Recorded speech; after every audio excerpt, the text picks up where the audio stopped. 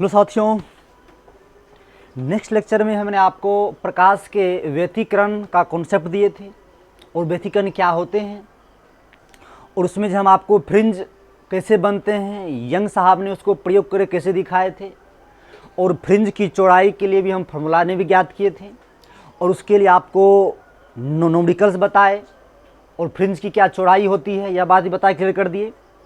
आज wave optics का ही second lecture है, मतलब सेकेंड टॉपिक है जो प्रकाश के विवर्तन तथा ध्रुवन।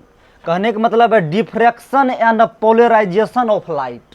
जी हाँ, तो सबसे पहले सब आदमी स्टार्ट देंगे प्रकाश के विवर्तन। स्टार्ट देंगे सब आदमी, लिखेंगे प्रकाश के विवर्तन। प्रकाश के विवर्तन, diffraction of light, diffraction of light. आप कॉपी कलम इसको लिख करके सब आदमी रख दिए, मेरे बात को सुनिएगा ध्यान से। सब आदमी लिख लेंगे प्रकाश के विवर्तन, डिफ्रैक्शन ऑफ लाइट। लिख लिए, ध्यान दीजिए। सबसे पहले दैनिक जीवन में अनुभव कीजिए जो प्रकाश की विवर्तन कहाँ कहाँ देखते हो। कितना आदमी देखे हो इसको? और रोज सब देखता होगा। अब ध्यान दीजिए। अच्छा, एक बात बताइए, तलवार कितने आदमी देखे हो? छुरा देखे हो? तो तलवार में कितना धार है तुम उसकी परछाई देख के पता कर सकते हो? कभी नहीं कर सकते हो। अरे किसी में तलवार में पूरा धार हो या उसका धार बहुत मोटा, मतलब धार नहीं हो, तुम परछाई देख के पता नहीं कर सकते हो बाबू। तो इसलिए नहीं पता कर सकते हो, किसके कारण? प्रकाश की विवर्तन के कारण। थोड़ा हम इसके लिए जो क्रिएटिविटी आपके अंदर है थोड़ा उत्सुक कर दें हम आपको, तब उसके प्रति समझने की थोड़ा एक्टिव ज़्यादा हो जाते हैं। प्रकाश, उसके बाद पत्ता के परछाई सब देखे हो, उसमें जितना डिजाइन होता है नहीं बनते, पत्ते की परछाई पूरे गोल बनते। अरे पतवा ऐसे होता है ना बबुआ, ऐसे ऐसे ऐसे ऐसे करके देखते होंगे आप लोग, नहीं रहते हैं, लेकिन यह पूरे आपको गोल दिखाई देगा। तो किसके कारण? विवर्तन कारण। और समझो, अधिक ऊंचाई पर देख बन, अगर नजदीक में चिड़ियों ने उड़ता है तो अगर परछाई नीचे में थोड़ा बन जाता है, नहीं बनता जी। अधिक ऊंचाई पर जब जहाज उड़ते हैं तो उसके जो होते हैं ना, मतलब अधिक ऊपर में अगर जहाज बनते हैं तो क्या बनता है? उसका परछाई नहीं बनते हैं। बस में है ना, मतलब अधिक ऊंचाई पर अगर मतलब जहाज उड़ते हैं तो उसका परछाई नहीं बनते। ये बात समझ गए ना? तो सब आदमी स्टार देंगे और लिखेंगे प्रकाश के विवर्तन के बारे में। स्टार सब आदमी,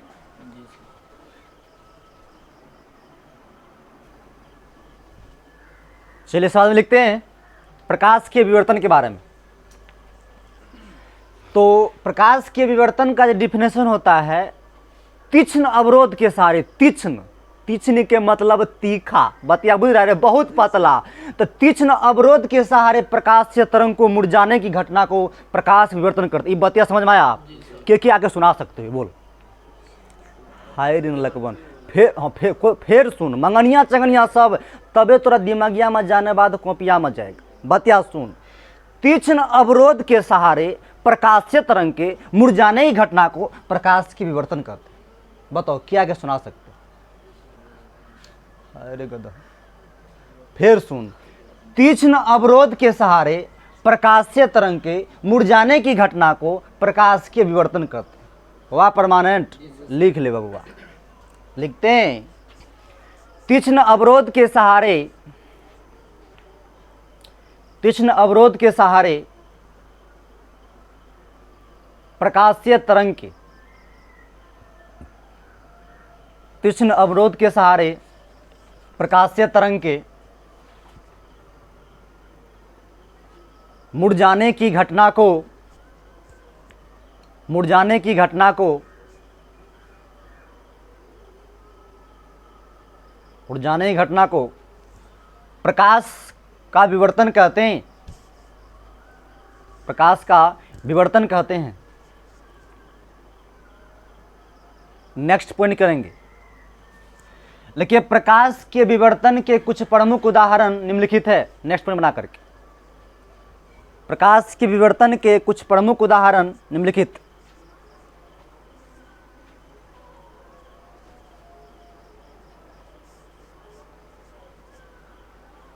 लिखिए, नंबर 1 में लिखिए, पत्ते की परछाई गोल बनना। लिखेंगे पत्ते की परछाई गोल बनना।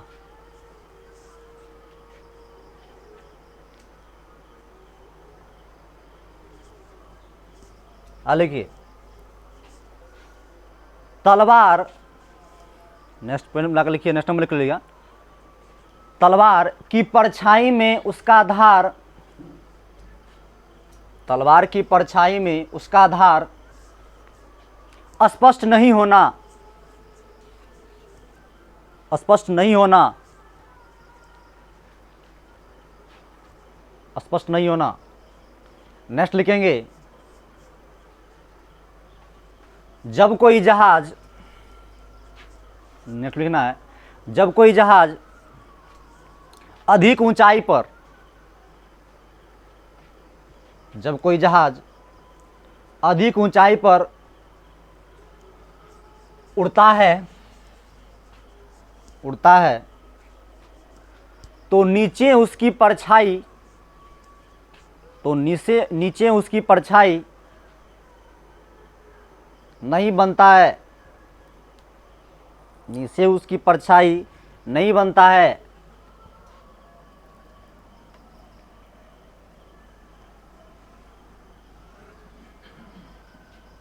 नेक्स्ट पॉइंट बनाएंगे, लिखिए विवर्तन दो प्रकार के होते हैं, विवर्तन दो प्रकार के होते हैं।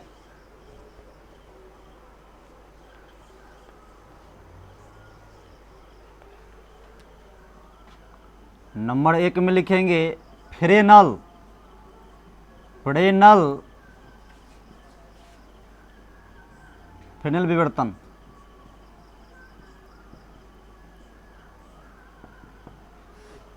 फ्रेनल विवर्तन लिख के डैश देंगे।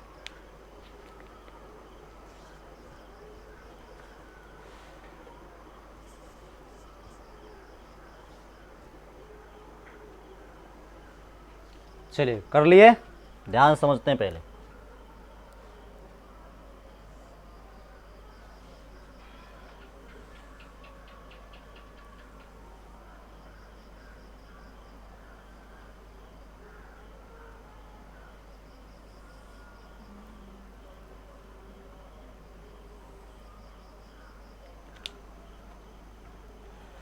समझते हैं इसको।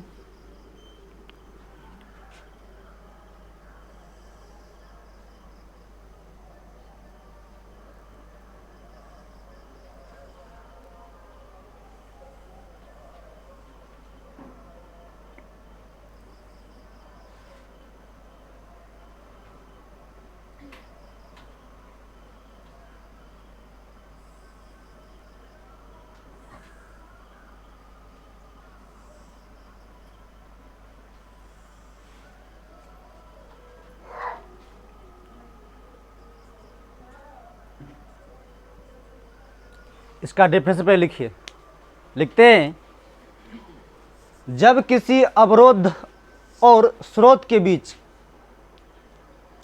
जब किसी अवरोध और स्रोत के बीच, जब किसी अवरोध और स्रोत के बीच निश्चित दूरी होता है, जब किसी अवरोध और स्रोत के बीच निश्चित दूरी होता है, तो इसे फ्रेनल विवर्तन कहते हैं, तो इसे फ्रेनल विवर्तन कहते हैं, कहते हैं। ध्यान समझिए, मान लेते हैं प्रकाश से स्रोत है और यह अवरोधक है, तो क्या लिखा है परिभाषा आपको बताइए। जब किसी अवरोध और प्रकाश से स्रोत के बीच की दूरी निश्चित होता है तो उसे हम क्या कहते हैं, फ्रेनल विवर्तन कहते हैं। बात समझ में आया कि नहीं आया? ये फिगर को मान समझ नीचे में उड़ते में बनाइएगा और 2 नंबर में लिख के डैश देना फ्रॉनहोफर। 2 नंबर लिखेंगे फ्रॉनहोफर।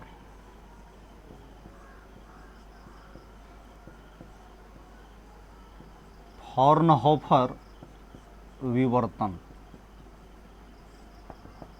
फ्रॉनहोफर विवर्तन 2 नंबर में लिखना।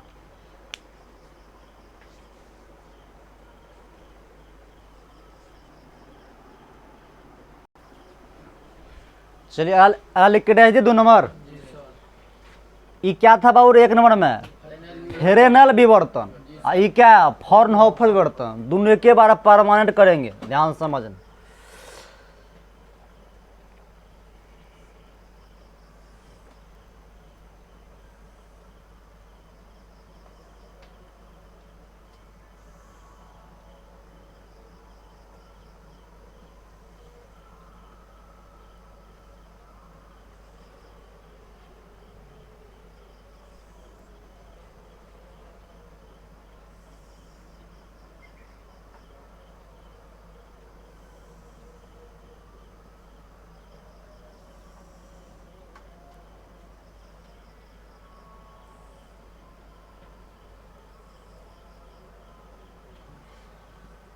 ध्यान समझिए, फ्रेनेल विवर्तन हम क्या बताए थे? जब अवरोधक और प्रकाशीय स्रोत के बीच की दूरी क्या हो? निश्चित हो।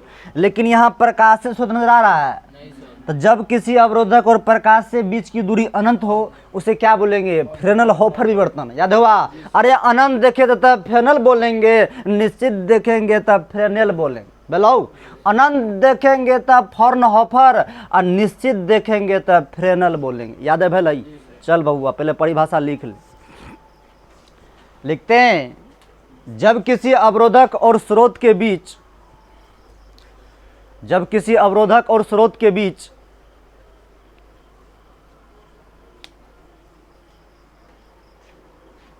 जब किसी अवरोधक और स्रोत के बीच अनंत दूरी होता है, अनंत दूरी होता है, अनंत दूरी होता है, तो इसे फ्रॉनहोफर विवर्तन कहते हैं। तो इसे फ्रॉनहोफर विवर्तन कहते हैं। तो इसे फ्रॉनहोफर विवर्तन कहते हैं।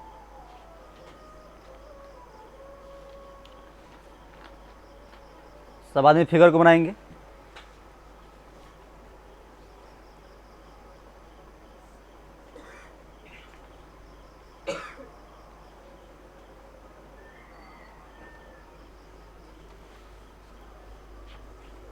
चलिए बना ले साथ में।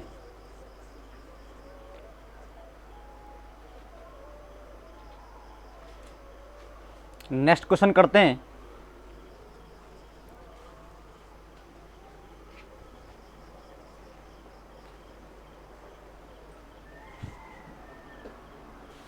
ले क्वेश्चन लिखते हैं। लिखिए, प्रकाश के व्यतिकरण और विवर्तन में क्या अंतर है? लेकिन प्रकाश के व्यतिकरण और विवर्तन में क्या अंतर है? अंतर है।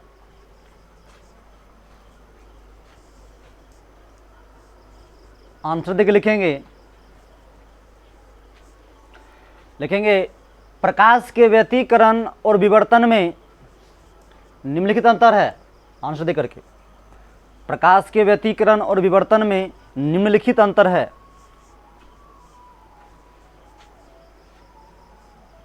निम्नलिखित अंतर है।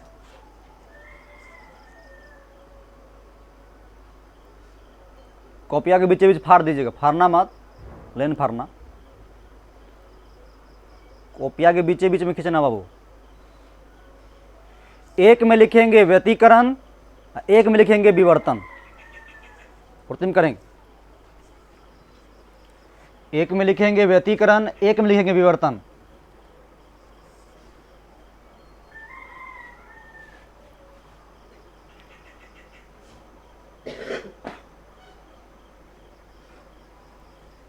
चलिए ध्यान दीजिए। व्यतिकरण है दो प्रकाशीय तरंग के अध्यारोपण से उसकी तीव्रता को बढ़ना या घटना क्या कहलाता है? व्यतिकरण। और तीक्ष्ण अवरोध के सहारे प्रकाशीय तरंग को मुड़ना क्या कहलाता है? विवर्तन कहलाता है। दोनों लिख सकते हो, लिखिए, व्यतिकरण में लिखिएगा। लिखिए दो प्रकाशीय तरंगों तरंगे कर लीजिए, दो प्रकाशीय तरंग के अध्यारोपण से, दो प्रकाशीय तरंग के अध्यारोपण से उसके तीव्रता का बढ़ना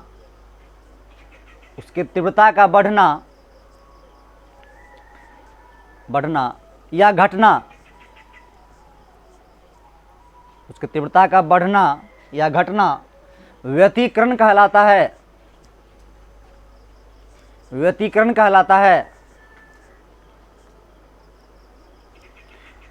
कहलाता है। विवर्तन में लिखेंगे, लिखते हैं तीक्ष्ण अवरोध के सहारे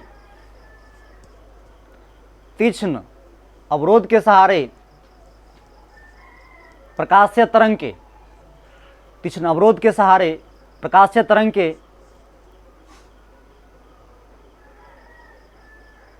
मुड़ जाने की घटना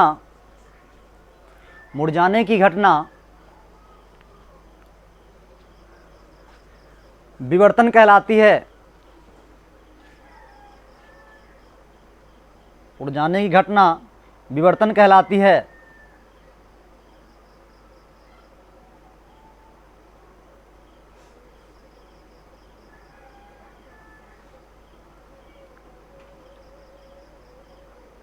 लिखिए नेक्स्ट पॉइंट के उसी में लिखिएगा, व्यतिकरण में लिखिए, व्यतिकरण में तरंगाग्र का अध्यारोपण होता है।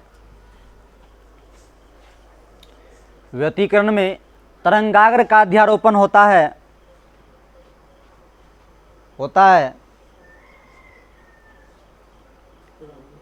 लिखिए व्यतिकरण में तरंगाग्र का अध्यारोपण होता है।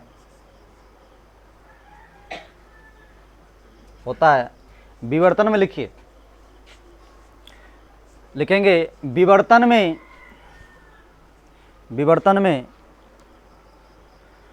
द्वितीयक तरंग का अध्यारोपण होता है।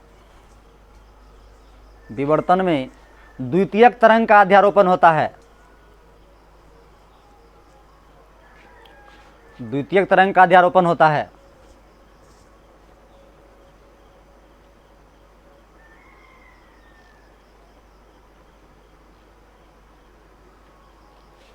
विवर्तन में लिखिए, नहीं में व्यतिकरण में लिखिए, व्यतिकरण से बने सभी फ्रिंज, व्यतिकरण से बने सभी फ्रिंज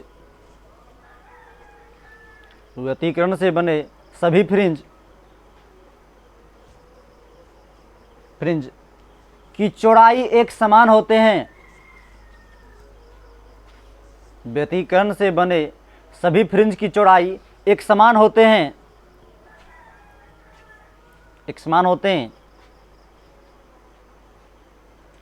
उसमें दीजिएगा नहीं होते, उसमें लिखेंगे विवर्तन से बने सभी फ्रिंज की चौड़ाई एक समान नहीं होते हैं। उसमें लिखेंगे विवर्तन से बने सभी फ्रिंज की चौड़ाई एक समान नहीं होते हैं। नहीं होते।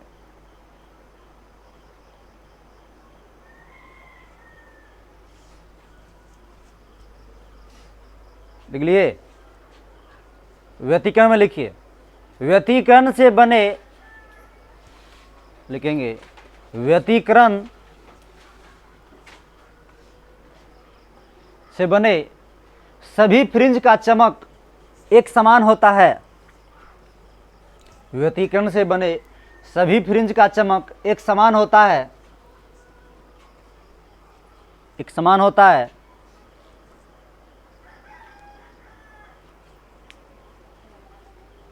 उसमें लिखिए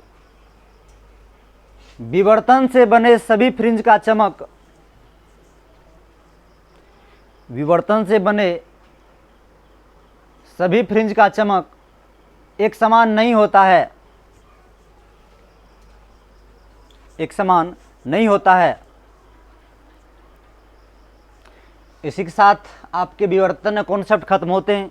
नेक्स्ट लेक्चर में आपको प्रकाश के ध्रुवन के बारे में बताएंगे, पोलराइजेशन के बारे में बताएंगे, और यह चीज़ करने के बाद इस टॉपिक ख़त्म करेंगे तो अपना लोग मॉडर्न फिजिक्स शुरुआत करेंगे। समझ गए ना? तो ओके, धन्यवाद।